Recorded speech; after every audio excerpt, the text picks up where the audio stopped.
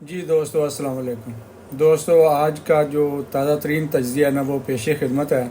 امید ہے کہ آپ مجھے معاف فرما دیں گے، کیونکہ کچھ باتیں جو ہے نا وہ دوسری طرف چلی گئی ہیں، تو میں اس کی وضاحت بھی آپ کو کر دیتا ہوں اور جو تازہ ترین جو حالات ہیں نا وہ بھی آپ کے گوش گزار کر دیتا ہوں.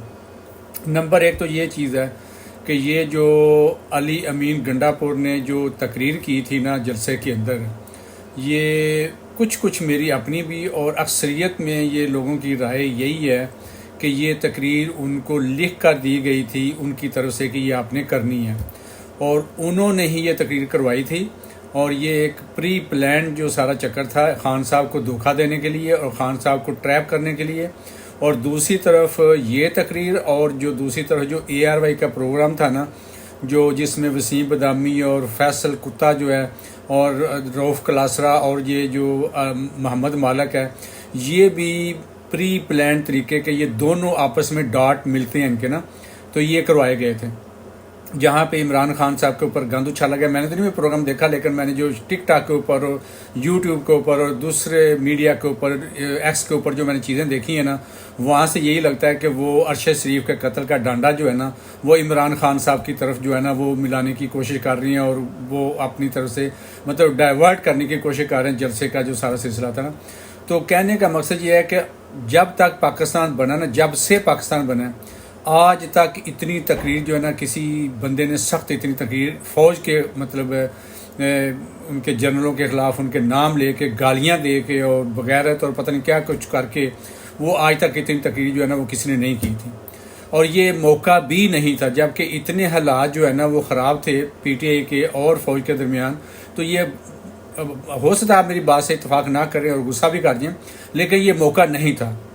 یہ میں سمجھتا ہوں کہ یہ تقریر جو ہے نا یہ کروائی گئی ہے، اور یہ جو پروگرام یہ رکھوایا گیا، میں دوبارہ کہہ رہا ہوں، یہ پری پلان تھا. اور یہ جو رات کو اس کو اغوا کیا گیا نا اسٹیبلشمنٹ کی طرف سے، اور اس کو جو لے گئے وہ اپنے کسی ریسٹ ہاؤس میں، پتہ نہیں گیسٹ ہاؤس میں، وہ جو لے گئے تھے نا، وہ اس کو کہتے ہیں جی ساری رات اس کے اوپر ٹارچر ہوا. کوئی ٹارچر نہیں ہوا، یہ بھی ایک پلان کا حصہ تھا.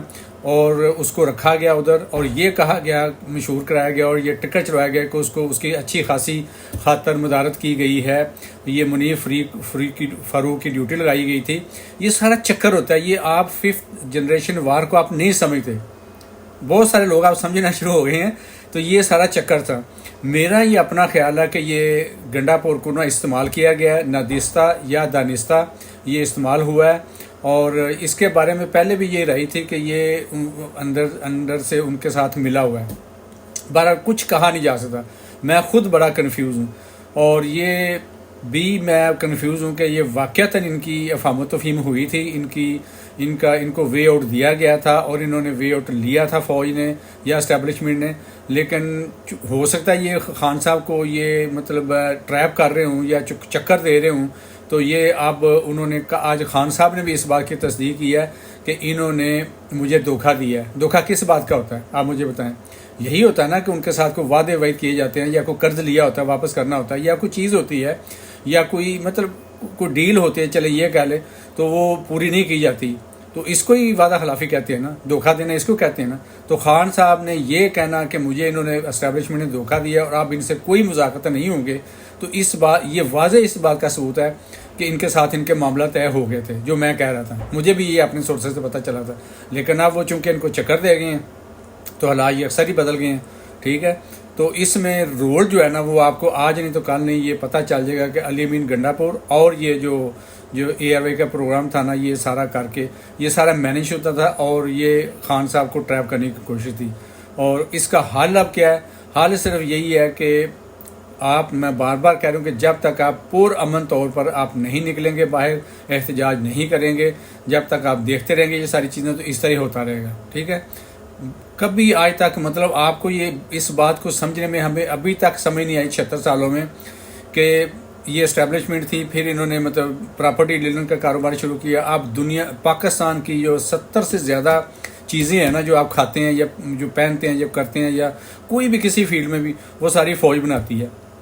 ٹھیک ہے، وہ ہو گیا بینکنگ، ایوری تھنگ میں بتانے چاہیے. اس کے بعد انہوں نے یہ کیا کہ انہوں نے حکومتیں جو ہے نا وہ اپنے کنٹرول میں شروع کر دیں.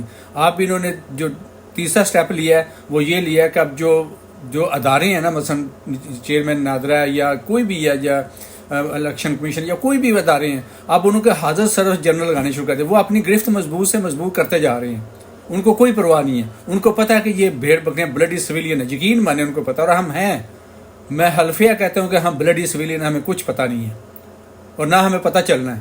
یہ عمران خان پاگل کا پتر ہے، سوری ٹو سے، وہ ایسے ہی اس پاکستان کے مستقبل کے بارے میں اس نے سوچنا شروع کر دیا تھا۔ وہ سوچتا، وہ انسان جس کو پتہ، پہلے اس کو یہ سوچنا تھا کہ یہ عوام اس قابل ہے کہ نہیں ہے، یہ جو پاکستانی قوم اس قابل ہے کہ نہیں ہے، پہلے اس کو یہ اس کے اوپر اسٹڈی کرنی چاہیے تھی، یہ سوچنا چاہیے تھا کہ یہ مطلب ہے کہ یہ اس قابل ہے، تو پھر یہ ڈیسیژن لیتا ہے۔